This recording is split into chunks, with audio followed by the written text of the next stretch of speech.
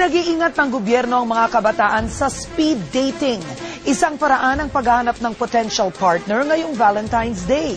Ito'y sa gitna ng lumulobong kaso ng HIV/AIDS sa bansa. Nagpapatrol Maricar Bautista. Marami ang naghahanap ng kadate lalo't malapit na ang Valentine's Day. Ang ilan sumasali pa sa speed dating. Tulad sa website na ito ng Masterminds Events kung saan pwedeng mag-register sa kanilang website ang mga sasali sa speed dating sa halagang 1,000 piso. An event wherein you get to meet a lot of people, new people, usually 20 to 30 in one night. Tagumpay daw ang una nilang speed dating event kamakailan. 21 pares ng babae at lalaki ang nagkita.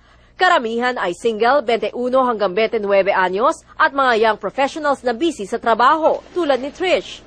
Busy daw siya bilang media planner, kaya't magandang pagkakataon daw ang speed dating para makahanap siya ng kadate. You meet lots of people kaagad in one sitting.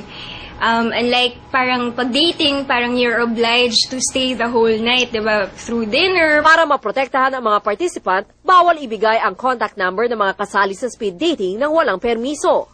Bawal din ang mga mahahalay na salita. Pero aminado ang organizers na wala silang kontrol anuman ang gawin ng mga participant na nagkagustuhan matapos magkakilala.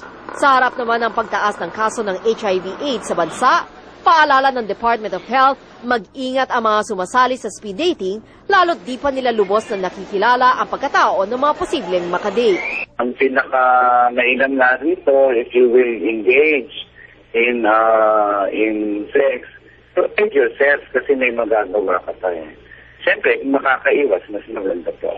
Sa tala ng DOH, nasa 4,424 na ang kumpirmadong may HIV sa bansa. Maricar Bautista, Patrol ng Pilipino.